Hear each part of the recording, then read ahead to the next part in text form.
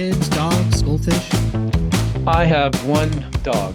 He is our child. He's a golden, and he's named DB Cooper. We could be friends. That's a great name and a great story.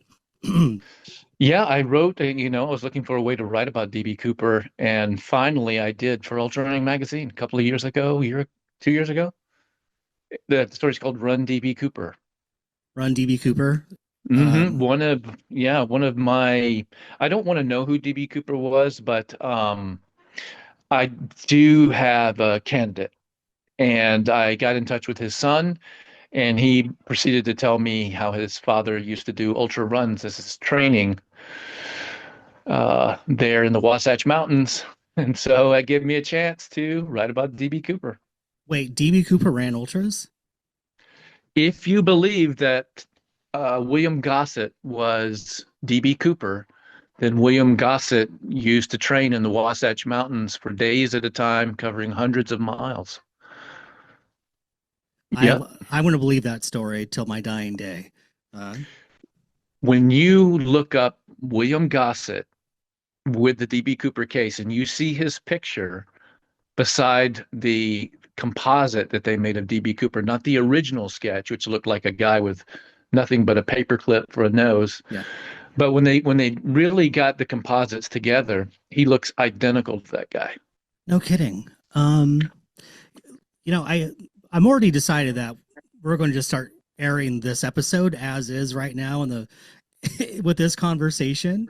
So it's because it's such a fascinating story. And I think it lends well to your just you've got a very curious mind. But for folks who don't know who DB Cooper is, please tell us the tale of the infamous. 1971, long before I was born, on Thanksgiving Eve, a man wearing a suit and sunglasses boarded a Boeing 727 in Portland, Oregon. He proceeded to give the stewardess a note that said, "I have a bomb. Sit next to me." They took off. He demanded $200,000 in cash and four parachutes. They circled around Seattle until the FBI had come up with the money and the four parachutes. They then landed.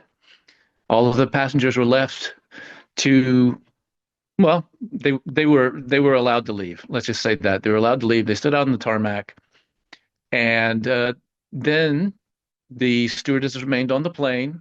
DB Cooper was in the back. They took off again. Then somewhere between Seattle going back towards Portland, somewhere in that corridor, he jumped out of the back of the airplane. The Boeing 727 had a door that would lower. But here's one thing about that story that I love is that Boeing did not know that the door could be lowered in flight. DB Cooper knew that, and as it turns out, the only people that really knew that it could be opened mid-flight were in Air America in Vietnam. So DB Cooper jumps out with the money. He's never been caught. It's the only unsolved hijacking in American history. They did in 1980 find some of the money, about $5,600, which raised more questions than anything else. They found three stacks of bills on top of each other like this on a beach, just outside of Portland, on the banks of the Columbia River. Now, the FBI's explanation is that he died in the fall and that this money entered some 30 miles away, entered the Columbia River, floated separately down the Columbia River, and then magically landed three stacks on top of themselves like that. On a beach called Tina Bar, which is known to be frequented by locals for fishing, camping, things like that. So he's an enigma. He got away with it. He was a kind of folk hero back in the time. Yeah, that's DB Cooper. That's a great story. And the gentleman you said who ran in Wasatch Mountains all the time, was he part of Air America back in the Vietnam War? You know what? He was. He was. And this guy had such a story. His name is William Gossett. He changed it to Amadeus at some point after, no, I'm sorry, Wolfgang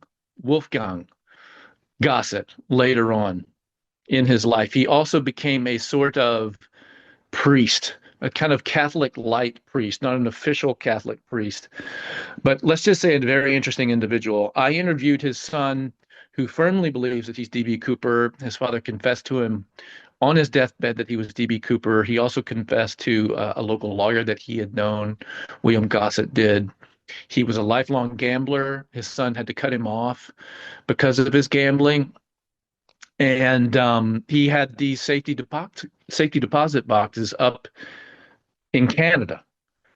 And his son said that they went on vacation up there one time, and he was made to stay in the car while his dad went into this bank to check the deposit boxes. And it's one hell of a story. I don't really want to know who DB Cooper was, but if I had to pick one, I would choose William Gossett. What a fascinating story. Thanks for sharing that with us. Yeah, it is fascinating. America, it's captivating. It's full of legends and lore, and yeah, it's good to go to sleep at night thinking that, the guy got away with it. But Yeah. we are here to talk about a different fascinating character, also part of American legends and lore, which is Gary Cantrell, Lazarus Lake, who is the centerpiece for a new book that you've written. Congratulations on The Endurance Artist. Jared, what compelled you to write a book about this man? How could anyone not want to write a book about him was the way I felt when I started this back in 2022, is when the writing that I had been doing about Laz started to form into a book, and I approached him about, I want to do a book on you. So I just was shocked that nobody had done a book on him or was in the process of doing a book on him. Yeah, but I just wondered why not, and I started to also look at why most journalists didn't go back for a second helping of Laz. Yeah. And no one had really profiled him deeply. They were usually covering the races and all that. I think there was some intimidation factor because he kind of has that. He's not trying to do that, but people, when they first get around him, when I interviewed Courtney DeWalter, she said that she felt a little intimidated by him and didn't know if it was kind of a hug situation or not. Yeah, he doesn't strike me as the kind of person you don't know how to approach him. But before we get into the kind of nitty gritty of the book, let's talk about, for anyone who doesn't know, who Laz is, and kind of his position in the world of ultra running, which is quite unique. And what a story! He is the only person inducted into the Ultra Running Hall of Fame, not for their running, but for creating these endurance challenges. So Gary Cantrell, the man who's become Lazarus Lake in his life later on, started being used around 2001. It didn't really come into print, Lazarus Lake, until around 2010, 11-ish, when he went through a big life change. But Gary Cantrell is an out-of-work accountant, often out-of-work accountant, who became a city treasurer, who used his spare time to create some of the most grueling, ingenious ultramarathons in the world. He's now the face of doing all things hard and impossible, even though that's not his intention to create something that's impossible. One easily gets the vibe that this is impossible when you go to Frozen Head State Park, right on the cusp of spring, and you see these forlorn trees and brush, briars, all surrounding this abandoned prison. It's really a surreal environment. But he has created backyard ultras. He created that format, which have now spread to 80 countries around the world. So he often jokes that people think he's homeless here, but he's some kind of superstar in France. I thought he was joking until recently we did an event when we launched this book in Nashville, and I was shocked by the turnout. We sold out this venue. After we had done the talk, we were signing books, and actually I got scared because when we left the stage, I saw all these people heading toward the exits, and I thought, "Oh God, they were just here for the talk, man. They don't care anything about the book." But what was happening was they were forming the line to come around to get their book signed. That was a highlight in my writing career. They actually had to flick the lights on and off to get us to stop signing and to close the venue down that night. And when I told one of the people that were putting on the show about this, he said, "Yeah, this is pretty awesome, but in France, we had to actually escort Laz out of the building." Is that a So, fact? That's yeah, in Europe, they seem to get him in a way that our culture as a whole hasn't yet. I mean, you take Aurelien Sanchez, the Frenchman who finished the Barkley in 2023, when he went back to France, there was a group of like 70 people there at the airport with champagne and confetti. I would really love to see that here in the United States, that kind of a welcome. And look what's happened with Jasmine Paris after she finished the race. She got the honors from royalty, the MBE, which is next in level to being knighted for finishing a race that Gary Cantrell, this accountant from Middle Tennessee, devised in his spare time and worked on each year like a puzzle, putting together, dropping elements, adding new elements, mostly in secret for decades, only written about really in Ultra Magazine by himself. Then exploded onto the scene after a couple of articles, documentary, then more documentaries, into this really icon of doing extremely difficult things. Not only the Barkley Marathons, but his other races like the Third Circle of Hell, which you may not know about. It's something that doesn't happen every year, but one has to finish the Vol State and HOT, the last annual Heart of the South, I think, just to be able to enter this. So he is quite the figure of pain and discomfort, as he calls it, and for pushing your limits. what can you tell us about the Third Circle of Hell? Not much. Mm. Yeah, don't do it. I believe you. That would be my advice. I What I yeah. heard was from Naresh Kumar. He told me he was going underneath fallen power lines and things like that. Yeah, I think it's 300 something miles that finishes on Frozen Head Mountain. Yeah, something like that. Wow. Wow. Um, you know what? What kept you chasing after Laz, and did you have a hard time convincing him to write a book about him? It was impossible to convince him to let me write a book about him. For 2 years, he ignored my emails basically, except for the cryptic exchange here and there. And then in 2022, I got a chance to do a second article for the New York Times. This was a really huge thing for me. It was I was going to be able to go down to Tennessee if everything went the way that the Times was saying. I was going to go down to Tennessee and cover the American team in what was going to be a backyard ultra team event. 37 countries are going to run against each other in their own countries all at the same time. It was unbelievable. The only problem I had is Laz wouldn't give me a press pass. It didn't matter to him who I was writing for.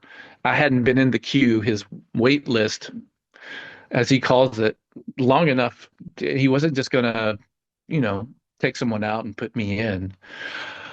But I had to write about this. It was too amazing. I had a lot invested, and as a writer, I wanted to keep pushing forward with my career because it was getting really dicey, and it's continued to get dicier and dicier as a journalist in any space, not just in the running space or ultra running space, but in general. So I'd wind up eventually doing 5 features for the New York Times. Then, when I was at the Backyard Ultra, I would hear that they had closed their sports desk permanently and outsourced all their articles to The Athletic, which they had acquired. So that was the end of freelance journalism with the New York Times. So it was impossible. I was trying to get this press pass. I was haranguing him about it. So he gave me a math problem, which I could not solve. I gave it to my wife. She got it in like 15 minutes. I shoot it back to him. What does he say? He goes, "What did you do? Give it to your wife?" And I thought I better fess up with him because he can kind of read me. So I told him that I did. And anyway, he pivoted and challenged me to come down 2 weeks before the championship and run Little Dog's Backyard Ultra. So I said that I would. Of course, if you don't know, writers these days do not get paid to go to these events by magazines, papers, it doesn't matter who's behind you. You have to foot the bill yourself. But I was willing to do it because it was just too unprecedented, that this was the second time they were doing this team championship. So I got there to run littles and I bombed horribly. In fact, I waited until he was not by the arch to grab up my cooler and just escape out of there. On my way home, when I was driving back, I thought, okay, yeah, I'm not going to get the press pass. I had been writing, I think, for about 3 years that time as a full-time writer. I don't have another job. So I'd gotten out of shape. I was basically doing, a 3-mile run every day, maybe 5 on the weekend. And of course, I was skipping days because you get rejections or you got to rework an article or something. And there's just always a reason not to run, which is a bad way. That's a bad way to think. So when I was heading back home, I was really beating myself up about it on more than just one level, not just as a runner, but as a writer. I'm like, this is really metaphorical. That image of there is no finish line over the arch, it was there for littles already. It really stuck me and right in the side, man, the whole way home. I'm like, that's an idea, that's not just a funny little witticism that he's pasted up there. That's a kind of motto, I think, for life to go by. And I remember when we started the race, I was really nervous. I get nervous before races. I don't know if you do. I do. Um, and this lady told me, it's not about finishing or winning or anything like that. It's just whether you're going to die on the course or not. And I remember thinking, I don't really want to die on the course. You know what I mean? But what she was saying is that it's not about, winning and all that stuff. Dying on the course meant you don't make it back in time. You don't quit in the chair. You don't come back from a loop, get in your chair, and then quit and refuse to go to the starting line. That's not dying on the course. Dying on the course is you giving it all until you cannot make the loop back. And I thought that's something really interesting, challenging. It doesn't matter what your level is. If you go by my level, it was pretty damn low for that time, for that kind of a race. But when you see other people, Courtney Dauwalter or Magatron, now, Meg Eggert, Harvey Lewis, Bill Gore, it's unbelievable what they can do. But I went back home. He did send me a Zoom link, so I was able to watch this race unfold, this team championship. It was unbelievable. There were nations in each box, or like 37 boxes, And he rang his cowbell, screeched happy time, and these runners took off in Germany in a rainstorm. South Africa, they were running around brush fires, literally brush fires. In Ukraine, they were running under cruise missiles. Wow. They had camouflage tarps over their tent, and they had netting over their timer. When they would start, they wouldn't use a horn, a cowbell, anything like that. They would say 1, 2, 3, go. They would whisper it. So since I didn't have the press pass to go down there and cover the American team, I focused just solely on the Ukrainian team. That was what my article was about, what it took for them to get there. The fact that in the middle of a war, like most of these people were volunteering, for the front, and they had family members that were fighting on the front, or they had, in some cases, like the team captain, her parents had been captured by the Russians. Yet they wanted to run this race that had no finish line. So I was really blown away by it. And I was also really beating myself up for the way that I'd run the race. However, that turned when he emailed me again and said, after this was over, he said, failure has to hurt. If you come see these two races, the Barkley and Biggs in 2023, you'll see two completely different events. You'll see one that's about can we do it, and the other is a test of whether we will do it. One is man versus mountain, one is man versus himself, and he included press passes for both. So in the end, looking back on it, it didn't matter how I did as a runner at Littles.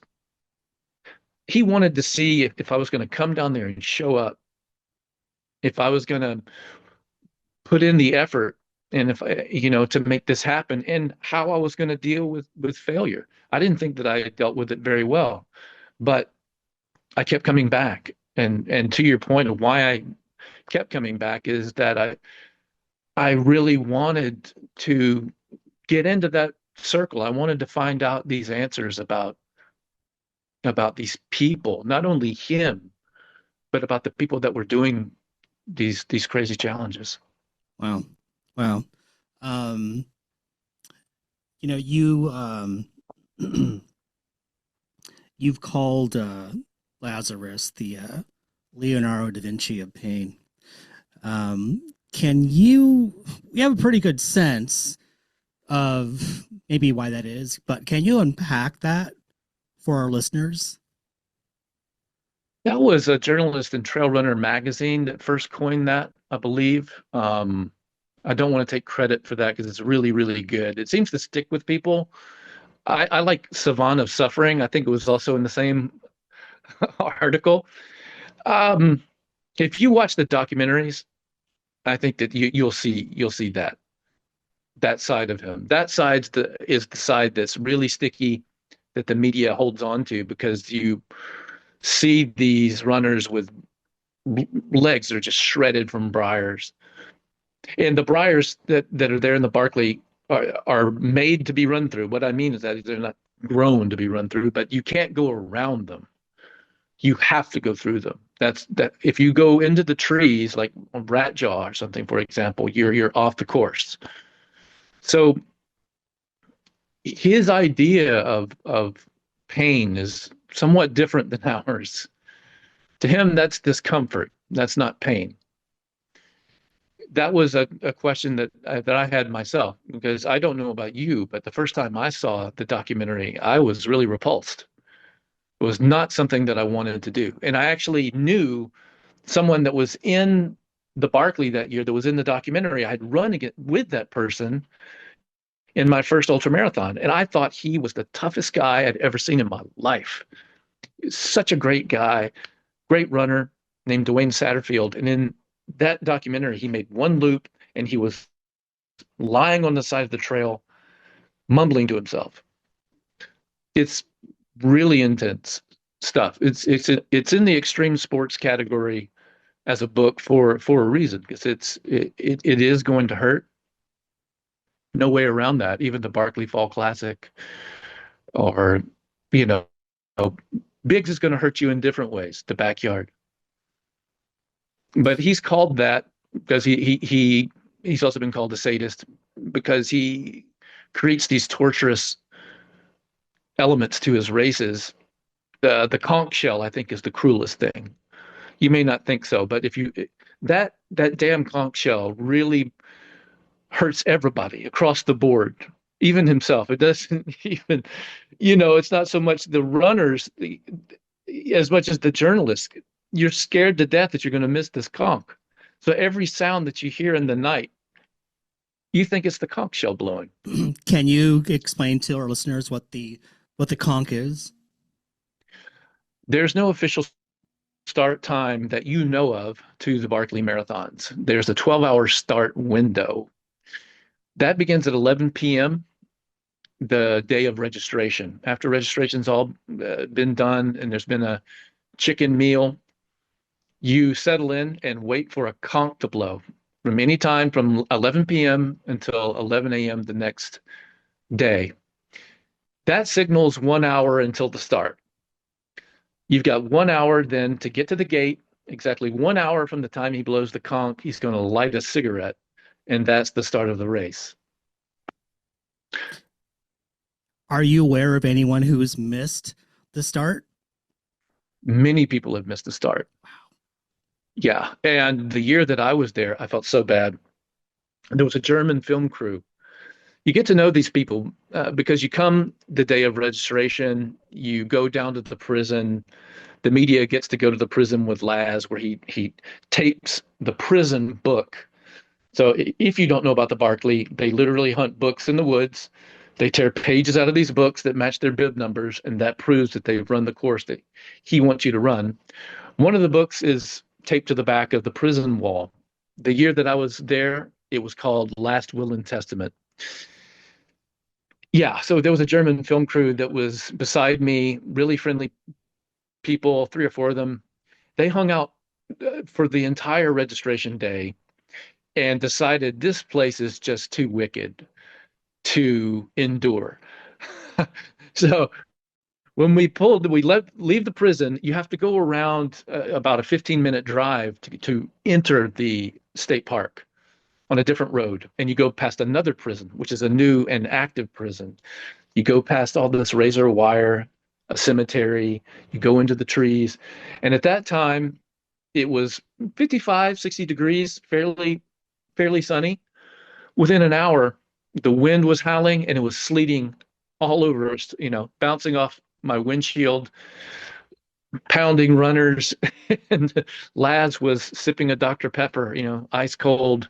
And the license plates, which are hung from the trees, they were all like, in dancing around him. One of them said, "Survive." It was a surreal environment, and the German crew decided they could not hack it. So they got a hotel room in the nearest town, which is 30 minutes away, and they missed the conch. They missed the start of the race. They'd come all the way from Germany. Wow. Brutal. Brutal. Yeah. Brutal is just one of the many words you could use to describe Gary's events. I have so many questions. First one is, where did the name Lazarus Lake come from? A phone book. What? A phone book.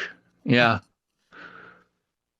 Yeah, it was someone else's fake name.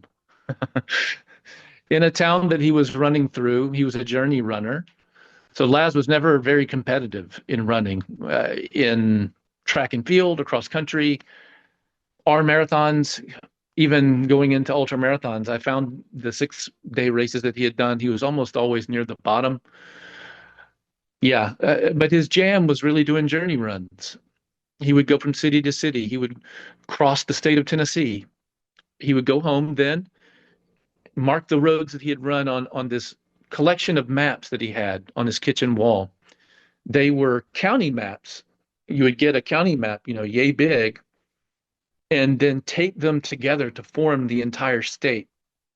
Eventually, it would be 30 feet long, and he would mark the roads there that he had gone, and his goal was to run every road in Tennessee. And in one town, he came across a name in a phone book, Lazarus Lake, who was a preacher. And he just liked it so much, he just decided to adorn the name for himself, or He held on to it. Yeah, he held on to that one. He's got a wicked memory. He remembers lots of little things, dates and times, not so much, but people's stories, surprisingly names. He's pretty good with that. and what's his why? What drives him to what drove him to put on these events in the first place, and what keeps him going? If I could answer that, I definitely would not answer that. Okay. Because readers are very discerning people. They like to decide for themselves. That's really the beauty I feel of books. When you watch a film, which, by the way, I mean, I admit, I am a film person. I've grown up with film. Films are in some way, films are the center of my being. I'm very disappointed with where films have gone. However, films are taking a story and putting them through several lenses before they get to the viewer. You've got the director's vision, you got the producer's vision, you have the different visions of the actors, all before it gets to you. What's great about books is you're able to really have one person give you a vision, the writer. And I think that the best writers, at least in my genre of nonfiction, and I would argue fiction as well, really leave it up to you to make the decisions. They give you the information in various forms and present it to you and let you deal with it, let you grit it out and try to find out what you think is going on and why any of us do this stuff. Why do people run these races? Why do they go through such pain and difficulty for no seeming reward? There's no cash on the other end if you make it. It's a lot like climbing K2. You Hmm. got to have some kind of why, and I think there's a menagerie of whys Sure. out there. As far as Gary, Laz, I would say that I found some information about him that I presented in the book. I think people will find surprising. Most of all was his time as a hospital orderly. That was really a key time in his life. He spent 4 years on the orthopedic floor, and then he spent a short bit on a coronary floor. When he was on the coronary floor, he wound up taking 10 bodies. No, it was 11 bodies in 10 days to the morgue.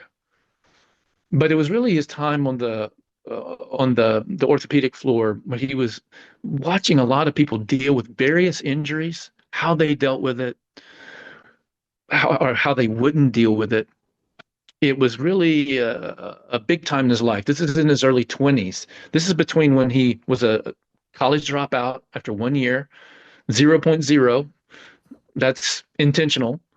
And then the time in his mid 20s when he is back in the Shelbyville area war trace, putting on his first races. So that time I felt was really key.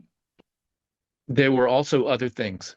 There was tumor when he was 12 years old that developed behind his nose and was inching toward his brain. This was not malignant, but it was very, very dangerous. He had less than 5% of a chance to live. Now, what happened was the doctors gave him two options. And this is very last, you know. They said the safest thing we can do is to cut this thing out now. And we will remove your right eye, your right cheek, part of your nose, but you'll live. So the reason that he had less than 5% chance of survival is that he took the other option, which was a guess by the doctors. The doctors said this came on with puberty. Maybe if we can keep trimming it back, maybe it'll go away with puberty. So when you take that kind of a gamble with your life and willing to go through that kind of discomfort. Now, this would be two, sometimes three surgeries per year in your formative years when you first start dating, when you're really worried about how you look. There really is no finish line. There can't be a finish line in your head because if you think about the finish line, it could be tomorrow.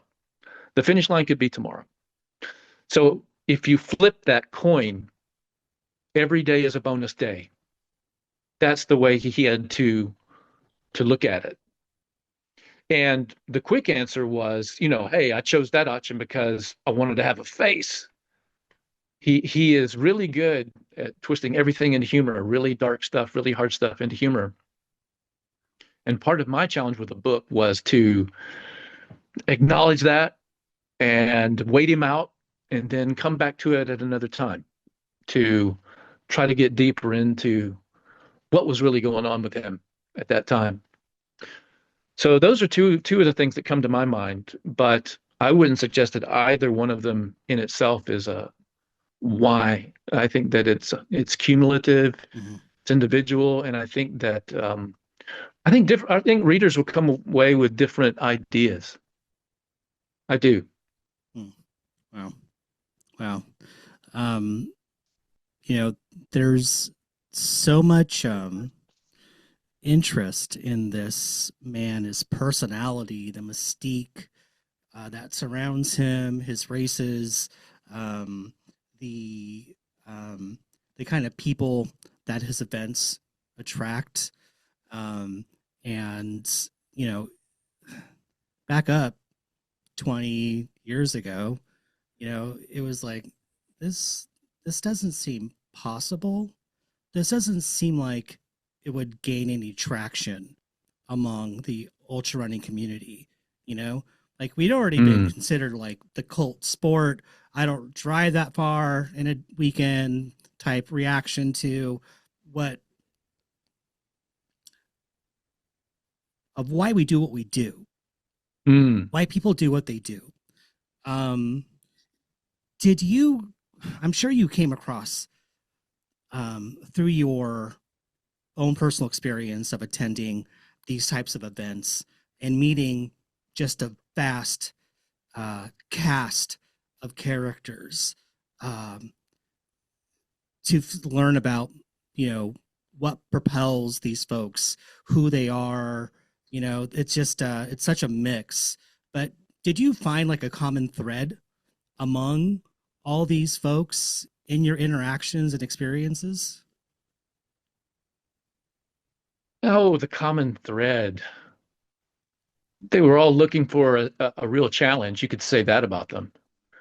And I think that goes towards where we are culturally. It's not just ultra running. In the last 15 years, we've seen big spikes in free diving, the sport where you hold your breath and go down as far as you can. 50 to 60 people die per year. There was a horrible case, I think it was 2011, could be wrong, 12, 13 years ago. A guy died on camera horribly. That went everywhere in the documentary. He was a prop guy on Gossip Girl, lived right over here in Brooklyn. And I mentioned that to say that he was not a professional.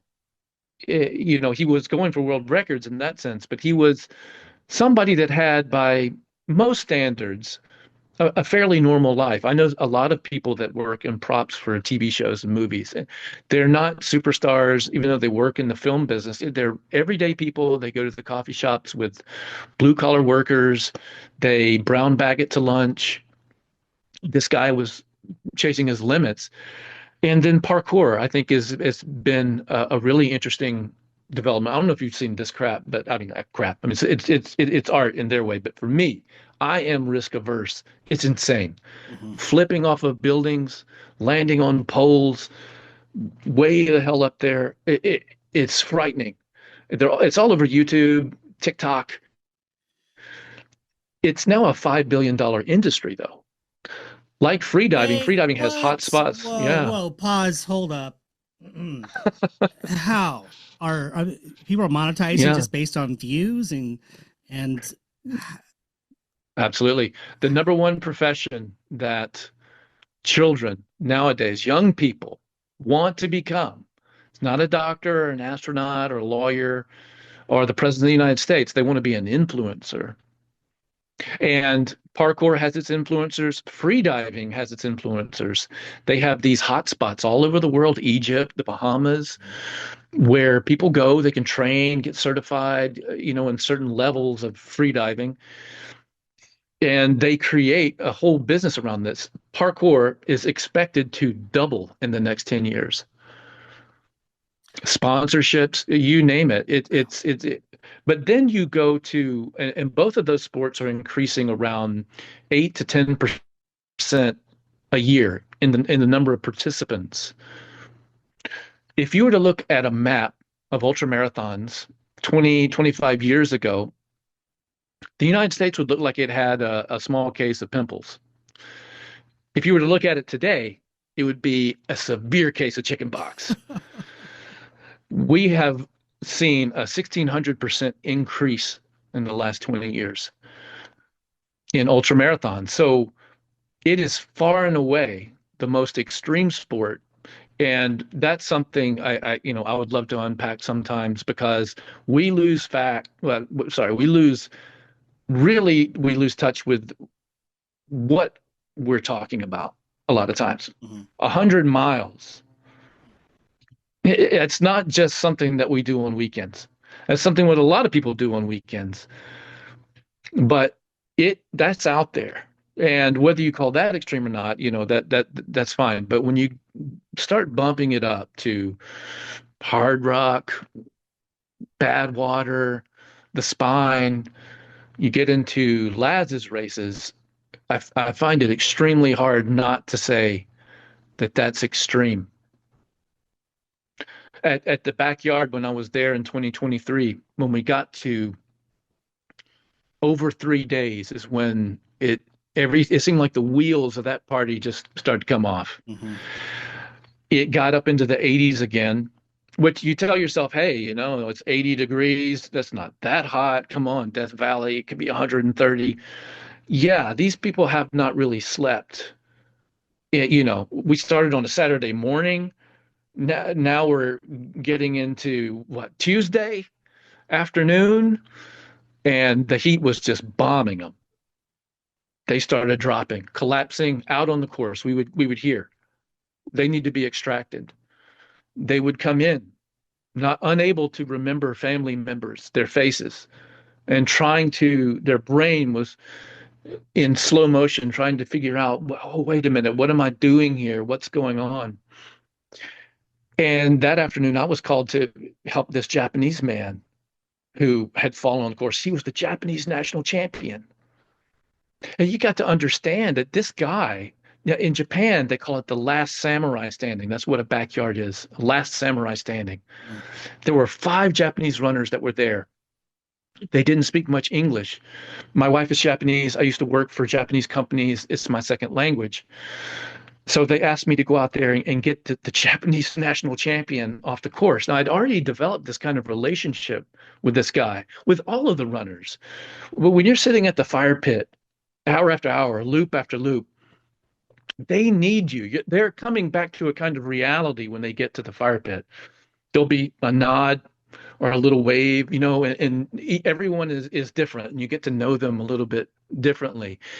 I always felt that he had this pride about him, about being a national champion. He's a really kind of striking figure, tall, strong cheekbones. He always waved, and he had his tent separate, from the others. I don't know if that was intentional, but as a writer, I see that, and I just feel something about him, that he was carrying that weight of being a national championship very, very close to his being. And now they had shown him on a screen. I was looking at this screen because they had a few cameras around on the course, and he was walking around talking to trees. He was completely gone. So I went out with his handler. She was a complete mess. She felt it was all her fault. She was crying. She was apologizing, going, "Oh my gosh, what did I do? I did something wrong," And we were running out to get him, And right at that time, Harvey Lewis came around the corner, and he was like in some zone. He had blood running out of his nose and it was dripping onto his singlet. And I could swear that he didn't even see me. He says that he did, that he saw me, but he didn't. He didn't recognize me in the same way that we recognize people. He was in this thing, and we went past him. I spotted something up ahead on a rock. It was Shiba-san. That's the easiest way to say his name. It's what we call him, is Shiba-san. Shibawaki is his real name. He was lying down, and his handler immediately went up to him and kind of just collapsed in a heap of tears, apologizing and all this stuff, and I knelt down on his other side and observed the situation. He had various colors of blood on all his elbows and knees. He had band-aids wrapped over them. He had fallen so much. It's a tricky trail. His eyes were swimming like he was unsure of what the hell was going on. But he had enough left in him to put his arm around her. And he was telling her it was going to be okay. 大丈夫ですよ, 大丈夫って. He was telling her it's going to be okay. So he had the wherewithal to care about her. And that really, really struck me. And I thought then, at least as far as his why, was very telling. He did not want to give up. It would be really dishonorable if he were to quit like I did in the chair. He was going to die on the course. And for a moment, I thought he could literally die there and die happy. That's not for everybody. I'm not sure he really felt that. He has a wife and 3 kids, but he was very proud. That was clear. I asked him where he was, and he made eye contact with me for the first time, and he said, Tennessee. I knew then at least this guy's going to live. But then bringing him back into camp, there just seemed to be, we had him over us. We both got under his arms, and there was this pride that was washed over his face. He was all a mess, but he had this pride. And I thought, his body quit. He didn't choose to quit. His body quit, and that was a great relief to him. That battle, that war was over. He hadn't disappointed anybody or disappointed himself. He had given it his all. And as a little side note, I've been married now for 11 years. I've been with my wife total for 16 years. I've never been hugged by a Japanese man, not even my father-in-law.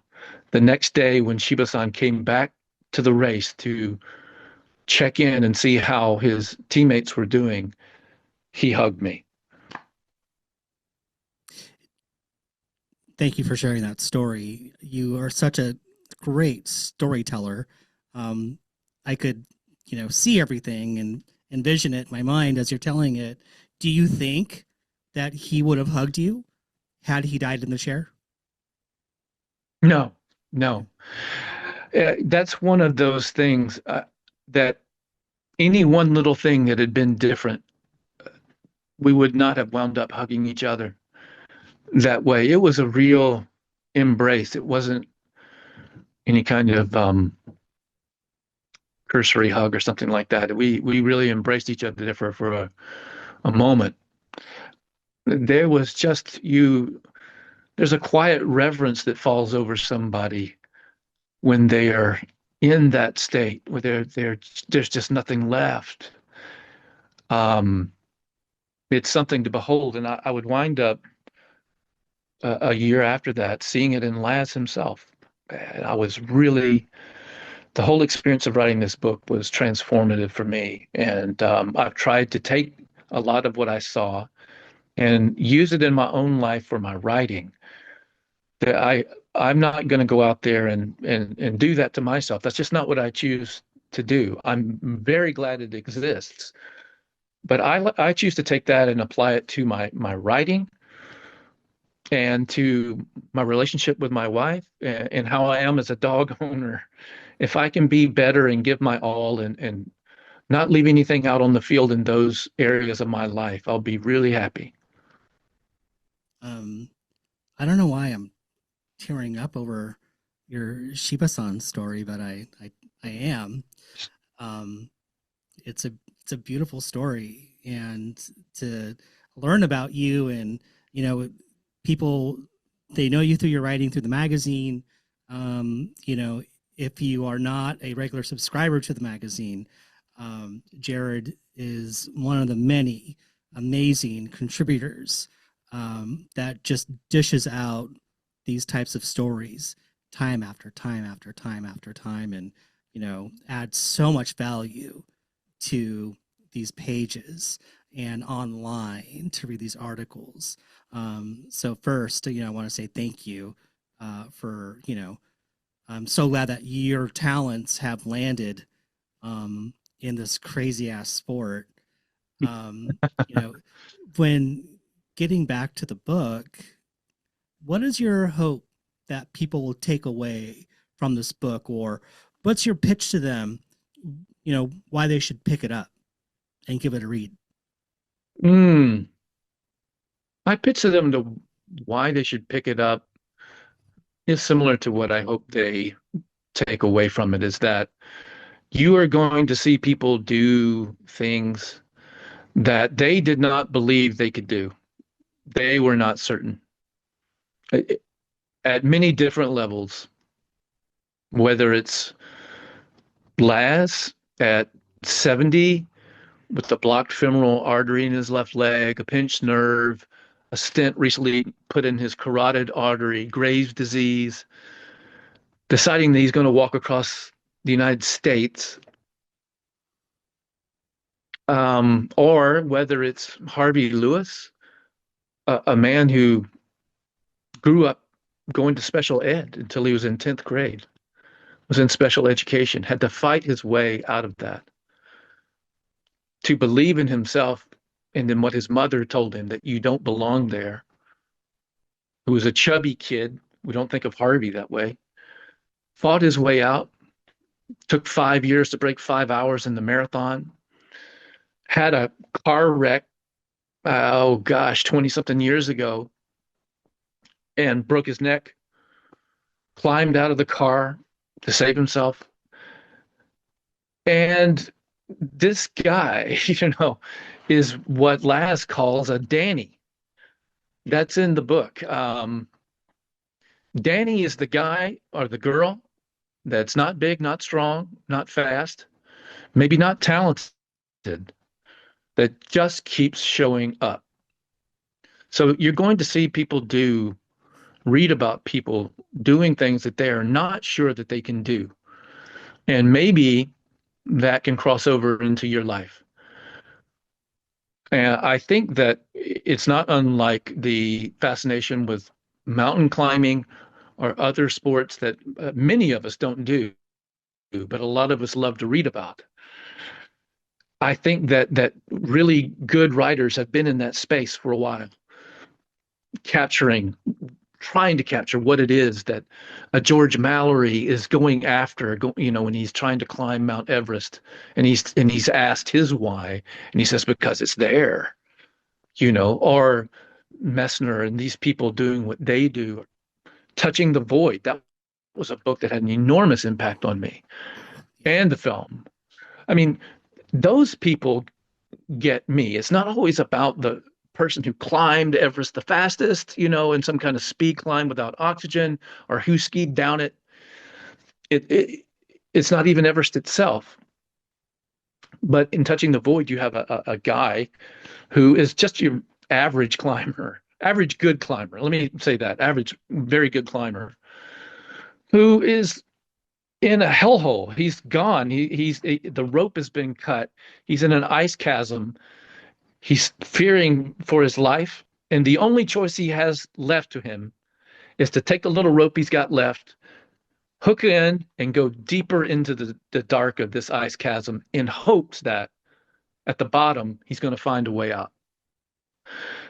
So there have been writers in that space for a long time trying to capture that. And I think that this sport definitely deserves people to really dedicate a lot of time to try to capture it. And not that there haven't been, my goal was to get into Laz's world, into these particular creations, because that's what I was drawn to try to unpack that and to see what I could figure out about him as a person.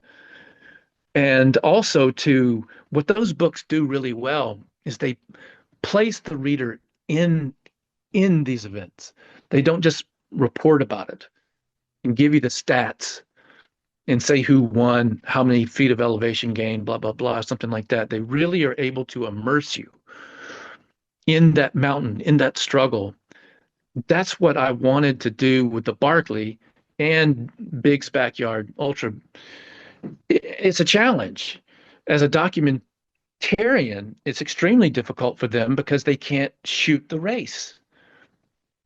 They're not allowed out there to shoot the race. So what you're left with are a lot of shots of camp and people coming into camp, which is compelling stuff, to say the least. But through their own writing, the writing of these runners and their podcast and all the various documentaries and interviews I was able to do with tons of them, was able to stitch together a narrative that hopefully readers will feel like they're in it.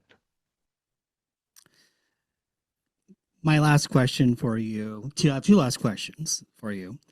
One is, if Laz were listening to this episode right now, what would you want to say to him?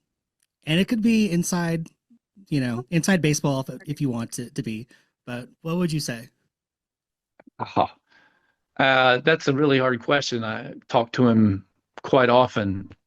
I'm not sure what our relationship is, but some kind of relationship has formed over the making of this book to where we at least communicate with each other. I, would tell him to stop smoking. Yeah. I had a feeling that was going to be your answer when I wrote that question. Damn, I went the predictable route. And finally, for those who are interested to get their hands on your book, what do they need to know? Where can they find it? They can find it online. Of course, Amazon, it's available, and Kindle and paperback. Also, the audiobook is coming out on October 7th. They can get it through Barnes and Noble. I highly recommend that. And they're indie bookstores. It's been a real goal of mine to get it in as many indie bookstores as possible. If you haven't frequented indie bookstore lately, you're really doing yourself a disservice because they are so wonderful and alive in such a community space, vibrant and full of interesting people that populate it. The workers there are usually really keen readers, and they have books with little descriptions that they have, like editors' picks and things like that. And if it's not there at your indie store, please ask them to stock it. I'm an indie author. There are a lot of indie authors out there, and it's constantly a Barkley for us, to get our work out there. I have to ask, who's doing the narration of the book? A really interesting guy named Steve Quinn. He's originally from Philadelphia. I believe he lives in Brooklyn nowadays, and I also believe he's a 3 or 4-time organ transplant recipient. Oh, wow. Nice. He's got a cool voice, but the more I found out about him, the more interesting he was as a person, and I was glad that he was reading this book. You're a you're a film guy, as you said. I would love like a director's cut version of like of the audiobook with Laz's narration of just like opinions and side notes and background information on stuff in the book would be Yeah. amazing. Oh my God. Yeah. Yeah. That would be super. Jared, thank you so much for your time with us. Good luck with the book tour, and wishing you all the success in the world. And we look forward to seeing you in the pages of Ultrarunning Magazine. Thank you for all that you do. We love you. Thank you so much for having me on. Really appreciate it. Anytime.